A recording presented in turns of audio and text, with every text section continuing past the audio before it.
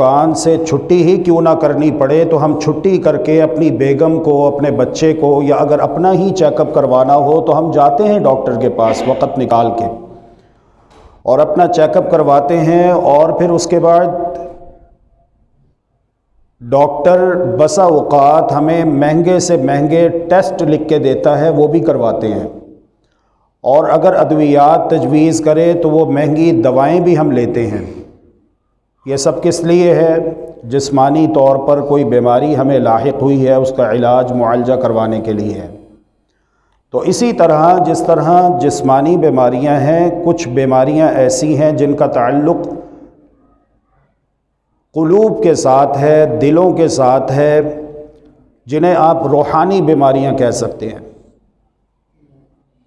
روحانی بیماریوں میں بہت ساری بیماریاں ہیں، لیکن ایک بیماری ایسی ہے جو ان تمام بیماریوں کی جڑ ہے، ماں ہے۔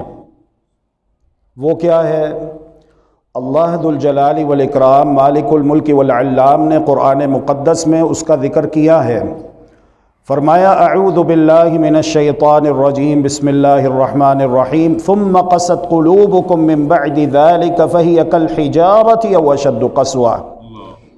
بنو اسرائیل میں اللہ ذو الجلال والاکرام نے تقریباً 4000 نبی اور رسول بھیجے، لیکن ان کے دل نرم نہ ہوئے۔ ان کے دل اللہ سبحانہ و تعالیٰ کی عبادت کے لیے، اللہ کی یاد کے لیے نرم نہ ہوئے، موم نہ ہوئے۔ حتیٰ کہ ایک بہت بڑا معجزہ ہوا جس کا مشاہدہ انہوں نے اپنی آنکھوں سے کیا کہ ایک شخص جسے اس کے بھتیجے نے رات کے اندھیرے میں قتل کیا اور اس کی ڈیڈ باڈی کو اٹھا کے بوری میں ڈال کے دور دراز علاقے میں آبادی سے دور پھینک آیا۔ اپنے تئیں خوش ہو رہا تھا اور یہ خیال کر رہا تھا کہ میں نے یہ قتل راتوں رات کیا ہے، کسی کو کانوں کان خبر نہیں ہوئی، کسے پتہ چلے گا کہ اس کا قاتل میں ہوں۔ بھتیجے نے ہی اپنے چاچا کو قتل کیا تھا۔ معاملہ یہ تھا کہ وہ اپنی چاچا زاد بہن سے نکاح کرنا چاہتا تھا، لیکن چاچا بھتیجے کو رشتہ دینے کے لیے تیار نہیں تھا، اور وراثت کا، جائیداد کا، پراپرٹی کا بھی معاملہ تھا۔ اس نے کہا کہ چاچا ویسے تو نہیں مانتا، تو چلو اسے راستے سے ہٹاؤ، اس کا قتل کرو۔ قتل کر کے اس نے اس کی لاش کو دور لے جا کر کہیں پھینک دیا، چھپا دیا۔ قوم جمع ہو کر آئی سیدنا موسیٰ علیہ السلام کے پاس اور کہنے لگی کہ آپ یہ کہتے ہیں کہ میں اللہ تبارک و تعالیٰ کے ساتھ کلام کرتا ہوں، تو آپ اپنے پروردگار سے درخواست کیجئے کہ وہ ہمیں بتائے اس کا قاتل کون ہے۔ سیدنا موسیٰ علیہ السلام نے قطعاً یہ نہیں کہا کہ میرے پاس اختیارات ہیں، میں تمہیں بتا سکتا ہوں، قطعاً یہ نہیں کہا، حالانکہ آپ اللہ کے نبی ہیں، اللہ کے رسول ہیں۔ تمام تر اختیارات خدائی اور خدائی صفات یہ اللہ تبارک و تعالیٰ نے اپنے پاس رکھی ہیں۔ اللہ تبارک و تعالیٰ نے خدائی صفات اور خدائی اختیارات اپنی مخلوقات میں سے کسی کو نہیں دیے، حتیٰ کہ اپنے نبیوں اور رسولوں کو بھی نہیں دیے۔ تو جو اولیاء ہیں یا جو بزرگان دین ہیں یا جو قطب، قبلہ، کعبہ، ابدال، اوتار، سائیں، قلندر ہیں، یہ تو بہت پیچھے رہ جاتے ہیں نا۔ تو قوم نے یہ کہا کہ اپنے پروردگار سے یہ درخواست کیجئے۔ تو سیدنا موسیٰ علیہ السلام نے جب اللہ تبارک و تعالیٰ سے درخواست کی تو اللہ ذو الجلال والاکرام نے کہا کہ ایک گائے ذبح کرو۔ طویل قصہ ہے، گائے ذبح کی گئی اور بالآخر گائے کا گوشت کا ایک ٹکڑا اٹھا کر جب مقتول کی لاش کے ساتھ، اس کی ڈیڈ باڈی کے ساتھ لگایا گیا تو وہ زندہ ہو جاتا ہے، اور زندہ ہو کر اپنے قاتل کا نام، ایڈریس وغیرہ سب کچھ بتاتا ہے۔ قوم نے یہ بہت بڑا معجزہ تھا، اس کا مشاہدہ کیا، لیکن پھر بھی ان کے دل اللہ تبارک و تعالیٰ کی یاد کے لیے نرم نہ ہوئے۔ وہ لوگ اللہ عز و جل کی عبادت کے لیے، اطاعت و فرما برداری کے لیے کمر بستہ نہ ہوئے۔ سبب کیا تھا؟ وہی سبب اللہ ذو الجلال والاکرام نے بیان کرتے ہوئے ارشاد فرمایا ثم قست قلوبکم من بعد ذلك فہی کالحجارۃ او اشد قسوہ۔ سبب یہ تھا کہ تمہارے دل سخت ہو گئے، سخت ہو گئے، فہی کالحجارۃ، پتھر کی مانند سخت ہو گئے، او اشد قسوہ، بلکہ پتھر سے بھی زیادہ سخت ہو گئے۔ پتھر بھی باوجود اپنی سختی کے نفع رسانی سے خالی نہیں ہے۔ اس کی آگے 3 صورتیں اللہ عز و جل نے بیان کی، فرمایا کہ تمہارے دل سخت ہو گئے پتھر کی مانند، بلکہ پتھر سے بھی زیادہ سخت ہو گئے کہ ان پر کوئی چیز اثر ہی نہیں کر رہی۔ یقین مانیے یہ بیماری آج ہمارے اندر عام ہے، ہمارے گھروں کے اندر عام ہے، لیکن دکھ اس بات کا ہے کہ ہمیں اس بیماری کا احساس نہیں ہے کہ ہم بیمار ہیں، اس بیماری کا احساس کریں۔ کیا وجہ ہے کہ ہم اللہ رب العالمین کا قرآن سنتے ہیں، پیارے پیغمبر علیہ الصلاۃ والسلام کے سچے فرامین سنتے ہیں، حکمران بھی عوام بھی، لیکن ٹس سے مس نہیں ہوتے۔ ایک وہ لوگ تھے، قرآن مجید ہمیں بتاتا ہے، سیدنا علی حیدر کرار رضی اللہ تعالی عنہ کے برادر اکبر سیدنا جعفر طیار رضی اللہ تعالی عنہ جب مکہ مکرمہ سے ہجرت کر کے حبشہ پہنچتے ہیں، اور یہ بھی سیرت کا ایک دلچسپ طویل قصہ ہے، میں اسے مختصر کر رہا ہوں، تو وہاں پر قرآن مقدس کی آیات تلاوت کر کے نجاشی کو سناتے ہیں جو کہ عیسائیوں کا گرینڈ فادر ہے۔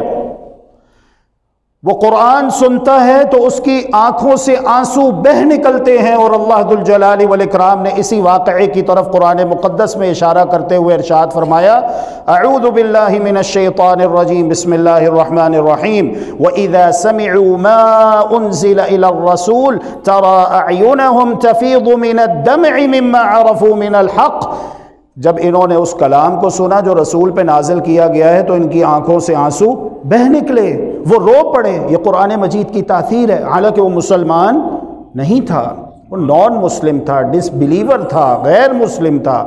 آج ہم کیسے مسلمان ہیں، قرآن مجید سنتے ہیں لیکن ہماری آنکھوں سے آنسو نہیں نکلتے،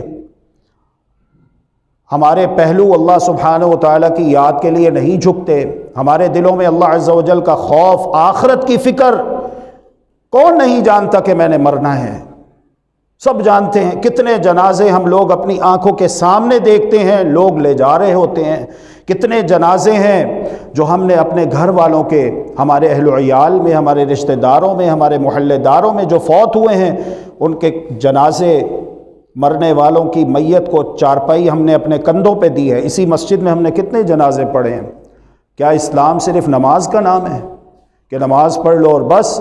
اسلام تو یہ ہے کہ اللہ ذو الجلال والاکرام فرماتے ہیں، یا ایھا الذین آمنوا ادخلوا فی السلم کافہ، اسلام میں پورے کے پورے داخل ہو جاؤ۔ وَلَا تَتَّبِعُوا خُطُوَاتِ الشَّيْطَانِ، اور شیطان کے نقش قدم کی پیروی نہ کرو، اِنَّهُ لَكُمْ عَدُوٌّ مُبِينٌ، یقیناً وہ تمہارا کھلا دشمن ہے۔ دل سخت ہو چکے ہیں۔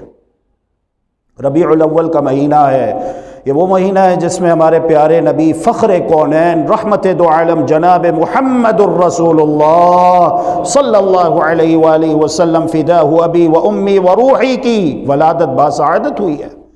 لیکن آپ دیکھ لیجئے کہ اس موقع پر بھی کتنے ہی ہمارے مسلمان بھائی اور بہنیں ایسی ہیں کہ جنہوں نے بھنگڑے ڈالے کہ نہیں ڈالے، ڈانس کیا کہ نہیں کیا، میوزک موسیقی بجایا کہ نہیں بجایا، ڈھول ڈھمکے گاجے باجے طبلے جنہیں توڑنے کے لیے ہمارے پیارے نبی محمد صلی اللہ علیہ وآلہ وسلم ارشاد فرماتے ہیں کہ اللہ تبارک و تعالی نے مجھے بھیجا ہے اسی نبی کا مقدس نام لے کر، حتیٰ کہ خواتین کو بھی اسٹیج پہ لا کر بے پردہ کر کے حیا سوز مناظر دیکھنے میں آئے کہ نہیں آئے؟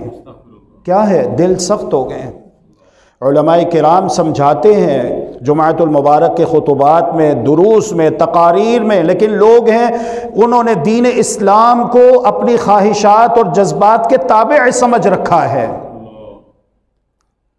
تو اگر ہم اپنے دلوں کو نرم کرنا چاہتے ہیں، ہم چاہتے ہیں کہ ہمیں اس بیماری سے شفا مل جائے، اللہ کی قسم دنیا کے اندر کوئی ہاسپٹل ایسا نہیں ہے، نہ کوئی ڈاکٹر ایسا ہے کہ وہ اس بیماری کا علاج کر سکے۔ اس بیماری کا علاج ایک ہی ہے جو آج سے تقریباً 1450 سال پہلے جناب محمد الرسول اللہ صلی اللہ علیہ وآلہ وسلم نے بتایا تھا۔ جامع الترمذی کی روایت ہے، جناب محمد الرسول اللہ صلی اللہ علیہ وآلہ وسلم ارشاد فرماتے ہیں، ان هذه القلوب تصدأ كما يصدأ الحديد اذا اصابه الماء، بلا شک و شبہ یہ دل زنگ آلود ہو جاتے ہیں جس طرح لوہا زنگ آلود ہو جاتا ہے جب اسے پانی چھوتا ہے۔ یہ دل بھی غفلت کا شکار ہو جاتے ہیں، ہم اپنی بات کریں، جب ہم مسجد میں آتے ہیں تو الحمدللہ ہماری ایمانی کیفیت کیا ہو جاتی ہے، اور جب ہم مسجد سے باہر جاتے ہیں بازار میں، بیوی بچوں میں، محلے میں، تو ایمان کی کیفیت وہ نہیں رہتی جو ایمانی کیفیت مسجد میں آ کر ہو جاتی ہے۔ تو پیارے پیغمبر علیہ الصلاۃ والسلام ارشاد فرماتے ہیں ان هذه القلوب تصدأ كما يصدأ الحديد اذا اصابه الماء، بلا شک و شبہ یہ دل زنگ آلود ہو جاتے ہیں جس طرح لوہا زنگ آلود ہو جاتا ہے جب اسے پانی چھوتا ہے۔ تو صحابہ کرام رضوان اللہ علیہم اجمعین کہتے ہیں فما جلاؤها یا رسول اللہ، یا رسول اللہ صلی اللہ علیہ الصلاۃ والتسلیم، یہ بتائیے کہ ہم دلوں کا یہ زنگ اور دلوں کا یہ میل کچیل اور جو غفلت کے پردے اس پر پڑ جاتے ہیں کس طرح دور کر سکتے ہیں؟ وہی فکر آخرت۔ اللہ کے پیارے رسول صلی اللہ علیہ وآلہ وسلم نے دو باتیں ارشاد فرمائیں، کیونکہ آپ فصاحت و بلاغت کے بادشاہ تھے، دریا کو کوزے میں بند کر دیا کرتے تھے، ایک لفظ میں پورے دین اسلام کا خلاصہ بیان کر دیا کرتے تھے۔ اللہ تبارک و تعالی نے آپ کو فصاحت و بلاغت اور جوامع الکلم عطا کیے تھے، جیسا کہ حدیث مبارکہ بھی ہے۔ تو پیارے پیغمبر علیہ الصلاۃ والسلام نے دو باتیں ارشاد فرمائی، فرمایا کثرت ذکر الموت و تلاوت القرآن، موت کو زیادہ سے زیادہ یاد کرتے رہو اور قرآن مجید کی تلاوت کرو۔ تلاوت کا مطلب یہ ہے کہ ریڈنگ کے ساتھ ساتھ جو اس کے میننگز ہیں اس کے اوپر بھی غور کرنا ہے، صرف پڑھنا نہیں ہے۔ پڑھنے کا اجر و ثواب تو ملے گا، لیکن پڑھنے کے ساتھ ساتھ اس میں تدبر و تفکر کرنا، اس کے معانی اور مفاہیم جو اس کے مطالب ہیں، مدلولات ہیں، اس میں غور و فکر کرنا۔ کتاب انزلناہ الیک مبارک لیدبروا آیاتہ ولیتذکر اولو الالباب۔ تو پہلی بات یہ فرمائی کہ کثرت ذکر الموت، جب میں اور آپ اور ہماری مائیں بہنیں روزانہ اپنی زندگی میں سے چند لمحے نکال کر تنہائی میں بیٹھ کر سوچیں، غور کریں، میں جس مسجد میں نماز پڑھنے کے لیے جاتا ہوں، میں جس محلے میں رہتا ہوں، اور میں جس فیملی اور خاندان کا فرد ہوں، اس میں کتنے افراد ہیں جو دیکھتے ہی دیکھتے میری آنکھوں کے سامنے فوت ہو گئے۔ پھر ہم نے ان کی غسل دینے کے بعد اور انہیں کفن پہنانے کے بعد اور نماز جنازہ ادا کرنے کے بعد قبرستان لے جا کر انہیں دفنایا۔ وہ بھی ہماری طرح کے انسان تھے، میں بھی ایک انسان ہوں۔ جس طرح ان کا وقت پورا ہوا اور وہ اس دنیا فانی کو ہمیشہ کے لیے خیر بات کہہ کے چلے گئے، اسی طرح ایک نہ ایک دن میرا جنازہ بھی اٹھایا جائے گا۔ آج میں مسجد میں اپنے دونوں قدموں پہ، دونوں ٹانگوں پہ چل کر آیا ہوں نماز پڑھنے کے لیے۔ ایک وقت آئے گا کہ میں اپنی دونوں ٹانگوں پر چل کر نہیں آؤں گا، بلکہ لوگ میری چارپائی کو اٹھا کر کندھا دے کر مجھے جنازگاہ لے کر آئیں گے نماز جنازہ پڑھنے کے لیے۔ اور پھر اس کے بعد کیا ہوتا ہے؟ اللہ اکبر۔ پیارے پیغمبر علیہ الصلاۃ والسلام ایک موقع پر ایک صحابی کی موت ہوئی، ان کے لیے قبر تیار کی جا رہی ہے۔ پیارے پیغمبر علیہ الصلاۃ والسلام بھی وہاں پر موجود ہیں اور آپ زمین پہ تشریف فرما ہیں۔ آپ کے ہاتھ مبارک میں ایک تنکا ہے، اس کے ساتھ زمین پر لکیریں کھینچتے جا رہے ہیں۔ اسی دوران پیارے پیغمبر علیہ الصلاۃ والسلام روتے ہوئے درد دل کے ساتھ ارشاد فرماتے ہیں ای اخوانی لمثل هذا فاعدوا، ای اخوانی لمثل هذا فاعدوا، اے میرے بھائیوں اس کے لیے تیاری کر لو، اے میرے بھائیوں اس کے لیے تیاری کر لو۔ یہ ہے فکر آخرت۔ تنہائی میں بیٹھ کر میں بھی، آپ بھی، بچے بھی، جوان بھی، بوڑھے بھی، کیونکہ موت نہیں دیکھتی کہ یہ ابھی بچہ ہے، یہ ابھی جوان ہے، جب بال سفید ہوں گے پھر نہیں۔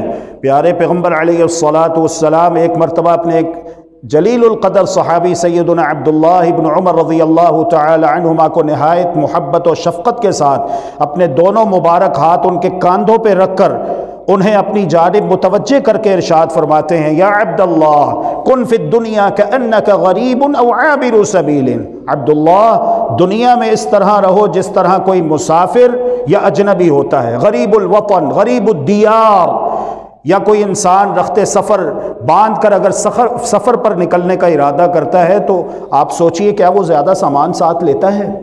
اس کی کوشش ہوتی ہے کہ میں جس مقصد کے لیے اپنے گھر سے، اپنے بیوی بچوں سے، اپنے اقربا احبا اصدقاء سے دور جا رہا ہوں، جتنی جلدی ہو اس مقصد میں کامیاب اپنے گھر لوٹ آؤں،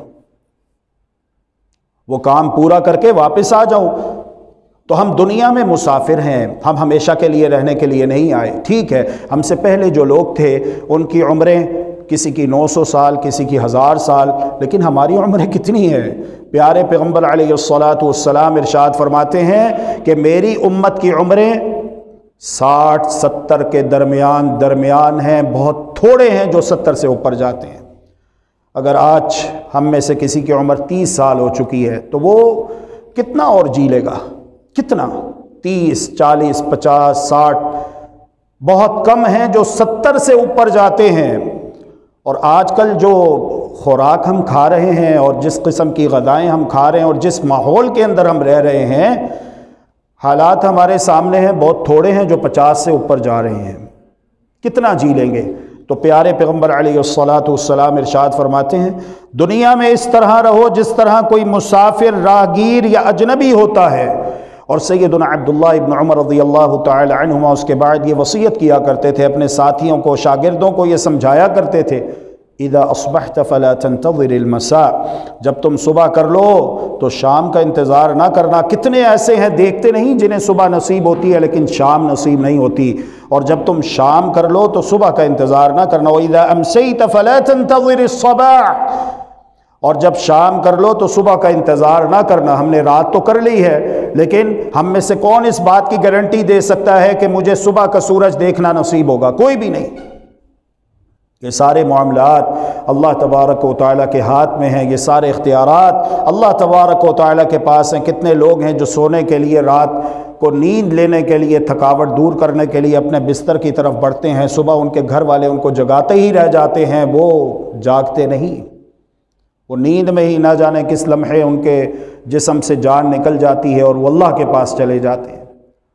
تو اگر ہم اپنے دلوں کو نرم کرنا چاہتے ہیں اور دلوں کی سختی دور کرنا چاہتے ہیں اور چاہتے ہیں کہ پکے سچے مسلمان بن جائیں، اسلام دو طرح کا ہے میرے پیارے مسلمان بھائی اور بہنوں، اسلام دو طرح کا ہے، ایمان دو طرح کا ہے۔ ایک تو یہ ہے کہ لوگوں کی نگاہ میں ہم مسلمان مومن ہوں لیکن اللہ کے ہاں ہم زیرو ہوں، اور دوسرا یہ ہے کہ لوگوں کی نظر میں ہم مسلمان ہوں یا نہ ہوں لیکن لوگوں کے پروردگار اللہ ذوالجلال والاکرام کے ہاں ہمارا نام اہل ایمان میں لکھ دیا جائے۔ یہ جو فوت ہونے والا ہے یہ کون ہے؟ یہ عبداللہ بن ابی ہے۔ نام کتنا پیارا ہے، اللہ کا بندہ، کتنا پیارا نام ہے، اللہ کا بندہ۔ رسول اللہ صلی اللہ علیہ وآلہ وسلم نے ارشاد فرمایا احب الاسماء الی اللہ عبد اللہ و عبد الرحمن، اللہ عز و جل کو جو نام بہت زیادہ پسند ہے وہ عبداللہ اور عبد الرحمن ہے، کہ بندہ اپنی نسبت اپنے خالق و مالک اللہ ذو الجلال والاکرام کی جانب کرے۔ کتنا پیارا نام ہے عبداللہ۔ اور جب فوت ہوا تو اس کی نماز جنازہ جناب محمد الرسول اللہ صلی اللہ علیہ وآلہ وسلم نے پڑھائی۔ صحابی کہتے ہیں ایک مرتبہ نماز جنازہ میں شریک ہوا، پیارے پیغمبر علیہ الصلاۃ والسلام نے اس قدر جامع پر اثر رقت آمیز دعائیں منگوائی کہ میرے دل میں خواہش پیدا ہوئی کاش آج جنازہ میرا ہوتا اور اللہ کے پیارے رسول صلی اللہ علیہ وآلہ وسلم یہ ساری دعائیں میرے لیے منگواتے۔ سوچئے کتنی بڑی سعادت ہے کہ نماز جنازہ پڑھانے والے خود جناب محمد الرسول اللہ صلی اللہ علیہ وآلہ وسلم ہیں۔ اور اس کی تدفین کا جب مرحلہ آیا تو اس کے بیٹے کا نام بھی عبداللہ ہی تھا۔ وہ آیا، اس نے کہا کہ یا رسول اللہ میں یہ چاہتا ہوں، میری خواہش ہے کہ آپ اپنا قمیص مبارک اتار کر دیجئے، وہ میرے والد کے کفن میں شامل کر دیا جائے۔ پیارے پیغمبر علیہ الصلاۃ والسلام نے عبداللہ کی خواہش پر اپنا کرتہ مبارک اتار کر دیا اور اس کے کفن میں شامل کر دیا گیا، لیکن قرآن کی آیات نازل ہو جاتی ہیں، اللہ اعوذ باللہ من الشیطان الرجیم بسم اللہ الرحمن الرحیم استغفر لهم او لا تستغفر لهم ان تستغفر لهم 70 مرہ فلن یغفر اللہ لهم۔ اے پیارے نبی محمد صلی اللہ علیہ وآلہ وسلم، آپ ان کے لیے استغفار کریں یا نہ کریں برابر ہے۔ ان تستغفر لهم 70 مرہ، اگر آپ ان کے لیے 70 مرتبہ بھی استغفار کریں گے تو ہم نے انہیں معاف نہیں کرنا۔ اب آپ سوچیں کیا ہمارے پیارے نبی محمد صلی اللہ علیہ وآلہ وسلم کسی غیر مسلم کی، کسی کافر مشرک کی نماز جنازہ پڑھا سکتے ہیں؟ نہیں، یہ تو مسلمان تھا، اسلام کا دعوے دار تھا، نمازیں بھی پڑھتا تھا، روزے بھی رکھتا تھا، کبھی کبھار دکھلاوے کے لیے جہاد کے لیے بھی نکل جایا کرتا تھا، یہ سارے کام کر رہا تھا، لیکن اس نے ایمان اسلام دل سے اخلاص کے ساتھ اللہ کو راضی کرنے کے لیے قبول نہ کیا۔ اور ان کا سب سے بڑا نفاق یہ تھا کہ انہوں نے اسلام دشمنوں کے ساتھ مل کر، جو اللہ کے نیک بندے تھے، جو مخلص مسلمان تھے، ان کو نقصان پہنچانے کا کوئی بھی موقع ہاتھ سے خالی نہیں جانے دیا۔ یہودیوں کے ساتھ دوستیاں، عیسائیوں کے ساتھ دوستیاں، اسلام دشمنوں کے ساتھ دوستیاں، حالانکہ قرآن مجید بار بار منع کرتا ہے، یا ایہا الذین آمنوا، ایمان والو، لا تتخذوا الیہود والنصارى اولیاء، یہود و نصارہ کو اپنا دوست نہ بناؤ، بعضهم اولیاء بعض، یہ آپس میں ایک دوسرے کے دوست ہو سکتے ہیں لیکن تمہارے ہمدرد اور دوست کبھی بھی نہیں ہو سکتے۔ بار بار قرآن منع کرتا ہے ان کو اپنا رازدان نہ بناؤ، لیکن یہ کیا کرتے؟ مسلمانوں کے راز جا کے ان کو بتاتے، ان کے ساتھ مل کر انہیں ختم کرنے کی، صفحہ ہستی سے مٹانے کی ہر ممکن تدبیر کرتے، کوشش کرتے۔ سارا چکر اقتدار، حکومت اور تخت کا تھا۔ لیکن جب ہم موت کو یاد کریں گے کہ ہم نے مر جانا ہے، ہم سے پہلے کتنے آئے، ملک پاکستان کو لے لیجئے، کتنے آئے، صدر آئے، وزیر آئے، سفیر آئے، کتنے آئے، عوام ہو، حکمران ہو، کتنے آئے، کہاں گئے؟ اور جانے والوں کو کون یاد کرتا ہے؟ جب انسان مر جاتا ہے تو اپنے بیگانے ہو جاتے ہیں، یہ کہتے ہوئے کہ مٹی ڈالو، مٹی ڈالنے کا ثواب ملتا ہے، اپنے بیگانے ہو جاتے ہیں۔ والد فوت ہوا ہے، ابھی اس کی تدفین کا مرحلہ باقی ہے، اب اس کی تغسیل کا، تکفین کا مرحلہ باقی ہے، اولاد کے درمیان پہلے ہی تنازع شروع ہو جاتا ہے جائیداد کے اوپر، وہ کہتا ہے یہ میں لوں گا، وہ کہتا ہے یہ میں لوں گا، بہنوں کے درمیان لڑائیاں جھگڑے شروع ہو جاتے ہیں، حالانکہ ابھی فوت ہونے والا، اس کی میت موجود ہے، اسے دفنانا باقی ہے۔ کیا حقیقت ہے دنیا کی؟ اس کا یہ مطلب نہیں ہے کہ ہم لوگ سب کچھ چھوڑ چھاڑ کر نکل جائیں صحراؤں میں، نہیں، یہ رہبانیت ہے، یہ تو عیسائیوں نے اختیار کیا۔ اسلام یہ کہتا ہے کہ جب نماز کا وقت ہو آپ نماز پڑھو، جب کاروبار کا وقت ہے آپ کاروبار کرو، جو آپ کرنا چاہتے ہو آپ کرو، لیکن اللہ اور اس کے رسول صلی اللہ علیہ وآلہ وسلم کی اطاعت اور فرما برداری کے دائرے میں رہ کر، اس دائرے سے باہر نہیں نکلنا۔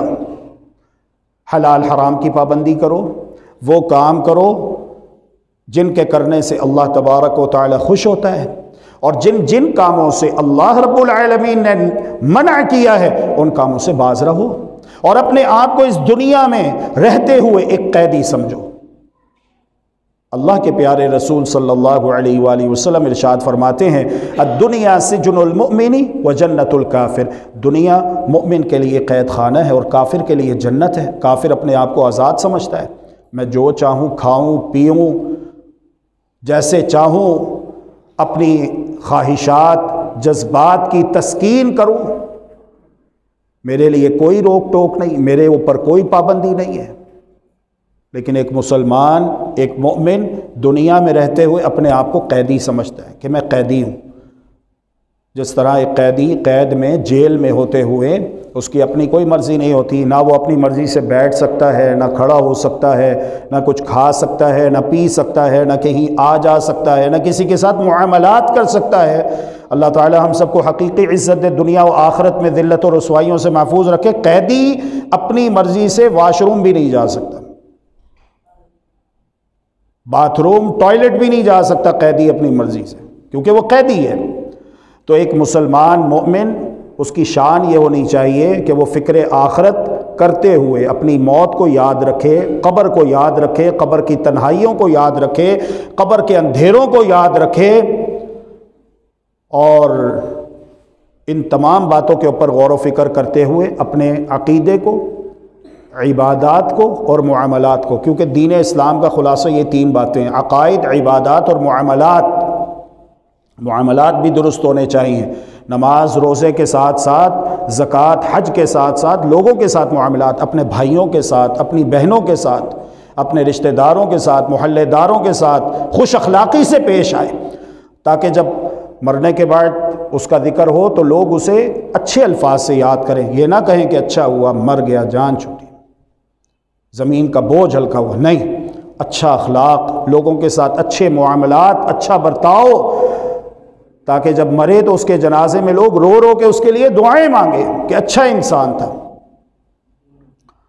تو خلاصہ کلام یہ ہے، گفتگو کا آغاز یہاں سے ہوا تھا کہ جس طرح جسمانی بیماریاں ہوتی ہیں، ہم ان کا احساس کرتے ہوئے کسی اچھے ڈاکٹر کے پاس جاتے ہیں، اپنا چیک اپ کرواتے ہیں اور ڈاکٹروں کے نخرے اٹھاتے ہیں، بھاری بھاری فیسیں دیتے ہیں اور مہنگے مہنگے ٹیسٹ کرواتے ہیں، دوائیاں استعمال کرتے ہیں، خود یا گھر کا کوئی فرد اگر بیمار ہو جائے اس کے لیے ہمیں دکان سے چھٹی کرنا پڑے، ہمیں اپنے کام سے چھٹی کرنا پڑے، ہم کرتے ہیں۔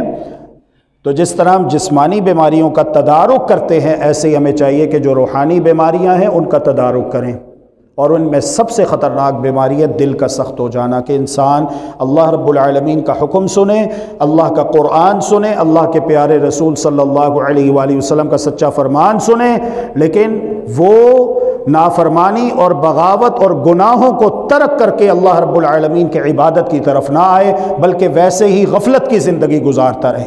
تو غفلت کی زندگی سے چھٹکارا پانے کے لیے اور اس کیفیت کو اپنے اندر پیدا کرنے کے لیے کہ ادھر میں اللہ رب العالمین کا حکم سنوں، ادھر میری آنکھوں سے آنسو بہہ جائیں اور میرے دل میں اللہ رب العالمین کے حکم کے اوپر عمل کرنے کا جذبہ پیدا ہو جائے، کیا ہے؟ فکر آخرت۔ آخرت پر اپنا ایمان مضبوط کریں، اور اس کے لیے ایک اور بات، اللہ کے پیارے رسول صلی اللہ علیہ وآلہ وسلم ارشاد فرماتے ہیں، ابتدائے اسلام میں کنت نہیتکم عن زیارت القبور، میں نے تمہیں قبرستان جانے سے منع کیا تھا، لیکن اب میں تمہیں اجازت دے رہا ہوں، تمہیں پتہ چل گیا توحید کیا ہے، شرک کیا ہے، قبرستان کیسے جانا چاہیے، قبرستان کے آداب کیا ہیں، پتہ چل گیا تمہیں اچھی طرح، یہ تمام باتیں عقیدے کے تعلق سے تمہیں سمجھ آ گئیں، اب تمہیں میں اجازت دے رہا ہوں، جایا کرو قبرستان، فَزُورُوهَا فَإِنَّهَا تُذَكِّرُكُمُ الْآخِرَةَ۔ اس کے دو فائدے ہیں، ایک تو یہ ہے کہ جو فوت شدگان ہیں ان کے لیے ہم دعائیں مانگیں گے، اور دعاؤں کا فوت ہونے والوں کو بہت فائدہ ہوتا ہے، اور دوسرا یہ ہے کہ فکر آخرت ہے۔ خواتین بھی کبھی کبھار جا سکتی ہیں قبرستان، علماء، فقہاء، محدثین میں اگرچہ کہ اختلاف ہوا ہے، لیکن اس میں جو اقرب الی الصواب بات ہے وہ یہ ہے کہ کبھی کبھار جا سکتی ہیں، لیکن محرم کے ساتھ جائیں اور واویلا نہ کریں، نوحہ نہ کریں، چیخ و پکار نہ کریں، عبرت کے لیے جا سکتی ہیں قبروں کو دیکھ کر، اور قبریں کچی ہونی چاہیے تاکہ واقعی فکر آخرت بیدار ہو ہمارے دلوں میں، اور اس بات کا احساس ہمارے دلوں میں جاگزیں ہو کچی قبروں کو دیکھ کر کہ ہم نے بھی ایک دن مرنے کے بعد یہیں آنا ہے، اس کے لیے ہم نے کیا تیاری کی ہے۔ اور یہاں پر کام آنے والی چیز دنیا کی دولت نہیں ہے، دنیا کی حکومت، سیادت، قیادت نہیں ہے، یہاں پر کام آنے والی چیز اللہ پر ایمان، اللہ سے محبت، اللہ کے رسول سے محبت، قرآن سے محبت، قرآن مجید کی تعلیمات کے اوپر عمل کرنا، اور اللہ کے پیارے رسول صلی اللہ علیہ وآلہ وسلم جو تعلیمات لے کر آئے ہیں ان کے اوپر عمل کرنا اور اس کے مطابق زندگی گزارنا۔ اللہ کے پیارے رسول صلی اللہ علیہ وآلہ وسلم ارشاد فرماتے ہیں، یتبع المیت ثلاثۃ، مرنے والے کے ساتھ تین چیزیں جاتی ہیں، اہلہ و مالہ و عملہ، ایک اس کے گھر والے جاتے ہیں، دوسرا اس کا مال جاتا ہے، تیسرا اس کا عمل جاتا ہے۔ گھر والے بھی واپس آ جاتے ہیں، مال بھی یہیں رہ جاتا ہے، عمل ساتھ جاتا ہے۔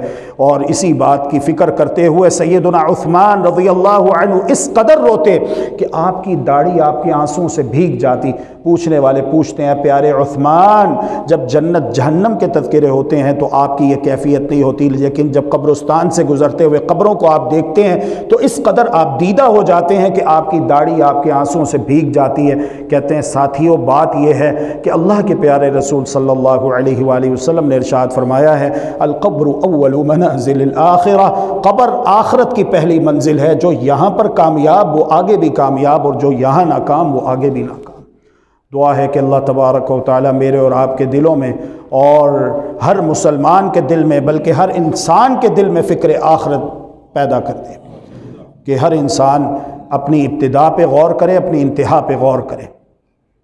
جس طرح ہماری زندگی برحق ہے، ہم زندہ ہیں، ایسے ہی موت بھی برحق ہے۔ ہمارا جسم ایک ٹائم مشین ہے، اور جب یہ وقت پورا ہو جائے گا، ہم چاہیں یا نہ چاہیں، اللہ تبارک و تعالیٰ کی جانب سے موت کا فرشتہ ہماری روح قبض کرنے کے لیے آ جائے گا، اور ان ٹائم روح قبض کی جاتی ہے۔ وَلَن يُؤَخِّرَ اللَّهُ نَفْسًا إِذَا جَاءَ أَجَلُهَا، جب کسی کی موت کا وقت آ جاتا ہے تو نہ ایک لمحے کی تقدیم ہوتی ہے نہ تاخیر ہوتی ہے، بالکل پورے وقت پر اللہ تبارک و تعالیٰ کے حکم سے موت کا فرشتہ ہماری روح قبض کرے گا۔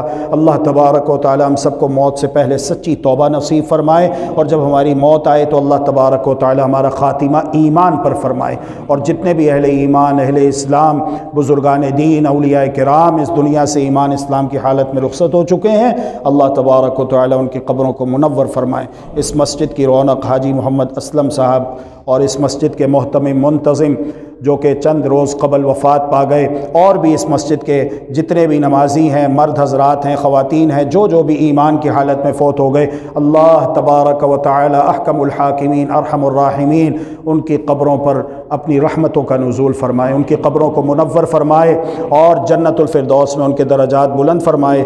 ہم جو پیچھے رہ گئے ہیں اللہ تبارک و تعالی ہمارا خاتمہ ایمان پر فرمائے، زندہ رکھے تو ایمان پر، اور موت دے تو ایمان اسلام پر سعادت والی موت نصیب فرمائے۔